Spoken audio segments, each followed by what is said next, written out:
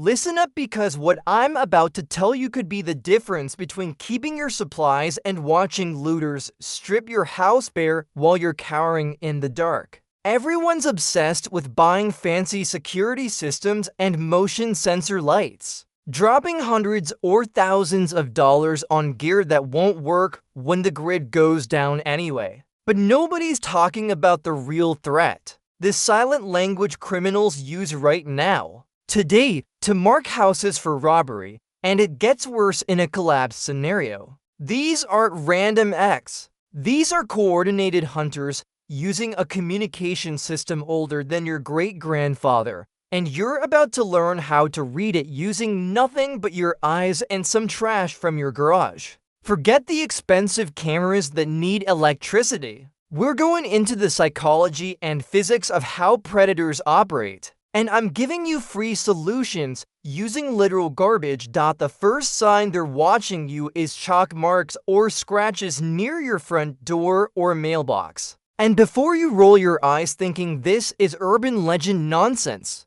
police departments across the country have confirmed this symbol system exists, and it's used by burglary rings right now. They use chalk because it's temporary, easily removed, and doesn't attract attention like spray paint would. You'll see simple symbols. A circle means a good target, an X means nothing valuable, a triangle means single woman lives here, and combinations that tell other criminals the best time to hit your place. The physics here is about information transfer through visual markers. Using high-contrast materials against your home's surface to create reflective differences that other criminals can spot from the street. Your solution costs $0. Check your door frames, mailbox posts, and curb edges every single morning, and keep a bucket of soapy water with a scrub brush by your door made from an old detergent container and a worn-out kitchen brush. Wash away any marks immediately, and here's the psychological warfare part. Leave your own random marks in different colors, confuse their system, make your house a question mark in their network. You're disrupting their information conduction, which is just the transfer of data from one criminal to another through direct contact with marked surfaces. The second warning sign is strangers taking photos of your house. And I don't mean obvious photographers, I mean someone in a car pretending to text, a jogger who stops right in front of your place, or a fake utility worker who seems more interested in your windows than the mirror. They're documenting entry points, lock types, and whether you have dogs or cameras. The principle at work is reconnaissance through electromagnetic radiation, specifically visible light photons reflecting off your property and being captured by a camera sensor. They're mapping your defenses using light wave reflection to create a tactical database. Your countermeasure uses basic optics and convection principles. Hang strips of reflective emergency blankets or old CDs on fishing line in front of your windows. These create unpredictable light reflection patterns that ruin clean photos by bouncing light rays at chaotic angles back to the camera, making it impossible to get clear images of your locks or interior layout. The emergency blankets cost $3 for a pack, or you can scavenge broken CDs from the trash, and the fishing line is probably already in your garage or can be pulled from old window blinds. Mount them so they move with air convection currents from wind or ventilation, creating constantly changing reflection angles that make photographic surveillance worthless. Third indicator they've marked you, it's finding your trash disturbed before pickup day. And this isn't raccoons, this is tactical intelligence gathering. Criminals go through your garbage to learn your schedule, what you buy, how many people live there, and what valuables you might have inside. They're looking for empty boxes from electronics, prescription bottles with names and dates, bank statements you didn't shred, anything that builds a profile. The concept here is information archaeology through material waste analysis, and they're counting on you being lazy about operational security. Your defense is a two-layer system using thermal conduction and chemical breakdown. First, burn or thoroughly soak any sensitive documents in water mixed with dirt or coffee grounds. The water conducts heat away from combustion if you're burning, or conducts the pigments away from paper fibers if you're soaking, making everything unreadable. Second layer, fill your trash bags with actual garbage on top, used cat litter, rotting food scraps, anything disgusting that makes digging through it unbearable. You're creating a hostile search environment through smell and contamination, and it costs nothing because you're using waste material you already generate. Put your sensitive trash in the middle layer, surrounded by the most repulsive garbage you produce. And watch how fast they stop checking your bins. The fourth sign is strangers asking your neighbors questions about you. And this is advanced reconnaissance because they're building a behavioral pattern analysis without ever approaching you directly. They'll ask when you leave for work, if you travel often, whether you're friendly, if you have an alarm system, and they'll do it while pretending to be old friends, distant relatives, or people who are interested in buying in the neighborhood. This is social engineering through conversational data mining, using human interaction to transfer information about your vulnerabilities without triggering your personal defense awareness. Your countermeasure is to create a neighborhood misinformation network, and this costs zero because it's pure communication strategy. Talk to your neighbors right now today, and establish a code system where if anyone asks about you, they give false information. Wrong work schedules, fictional large dogs, imaginary alarm companies, and most importantly, they text you immediately when someone asks. You're creating false data conduction through the social network, poisoning the intelligence gathering process with lies. Set up a group text with your 3 closest neighbors using phones you already own. Agree that any stranger asking questions gets reported instantly and fed disinformation. And suddenly your whole block becomes an early warning system using nothing but coordinated human communication.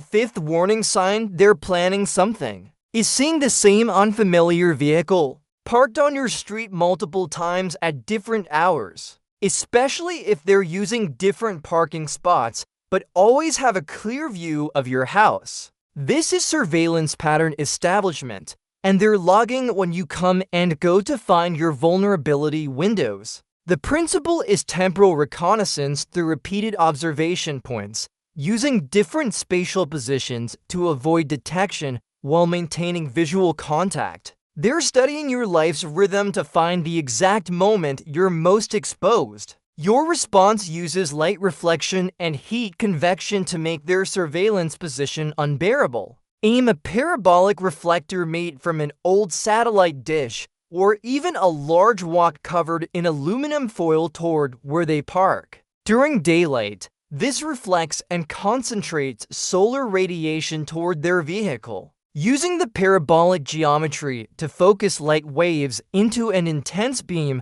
that heats their car interior through the greenhouse effect, where visible light converts to infrared thermal radiation that gets trapped inside. The convection currents inside their vehicle become so hot they can't sit there comfortably. At night, position bright LED flashlights or old halogen work lamps salvaged from garage sales inside the reflector. Same principle, but using artificial light, making their surveillance position obvious and uncomfortable through direct light reflection. This entire system costs under $10 if you have to buy the foil, or $0 if you repurpose trash. And it turns their observation post into a spotlight that makes them visible to everyone while making them too hot or too illuminated to operate. The sixth indicator is testing your response time through minor provocations. And this is psychological probing to see how aware you are.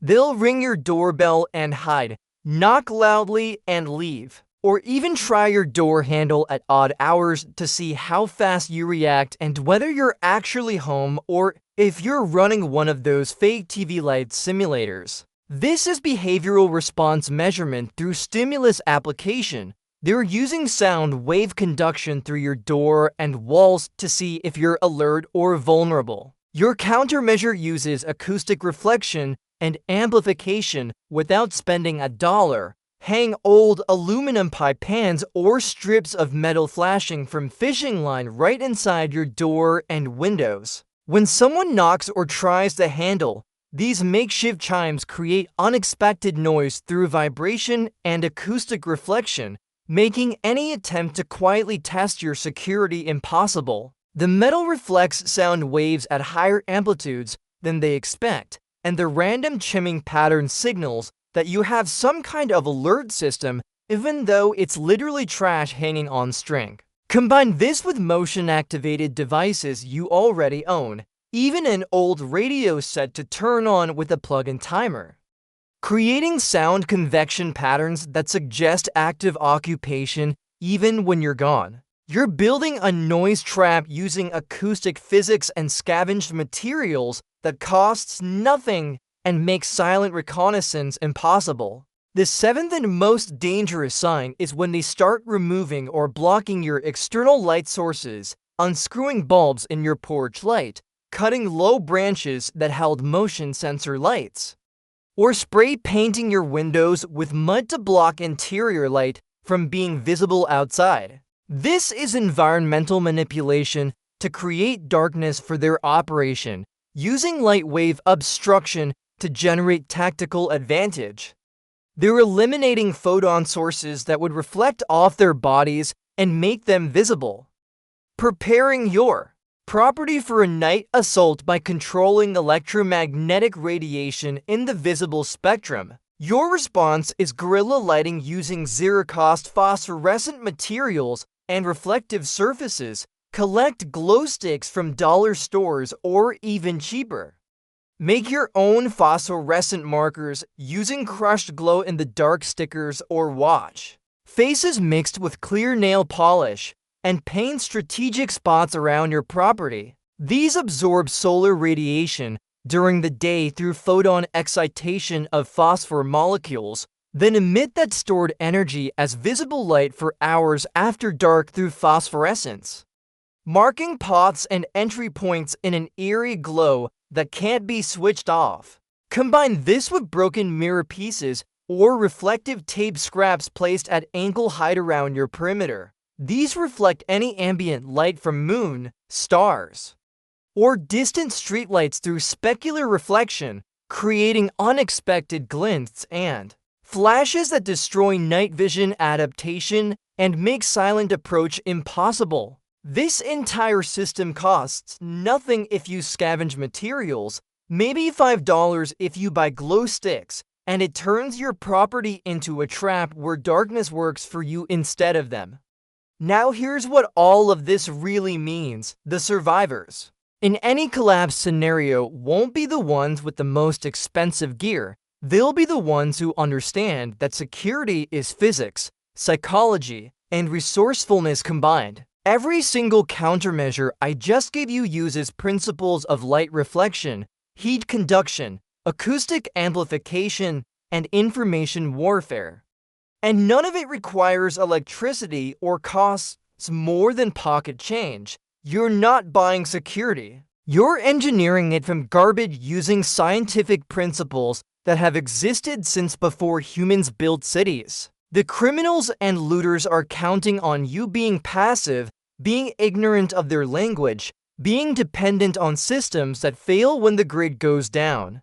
You just learned how to read their signs and counter every single tactic using literal trash and basic physics. When society collapses and those fancy alarm systems are just plastic boxes on dead walls, you'll be the house that's too much trouble to aware. Too hardened with nothing but scavenged materials and knowledge. That's the difference between being a survivor and being a victim, And it starts right now with checking your door frame for chalk marks and building your first reflector from an old pizza pan. Get to work, subscribe to the Zero Grid for more survival tactics that don't require trust funds, and remember that in the coming chaos, the prepared won't be the richest. They'll be the smartest and most ruthless with what they already have.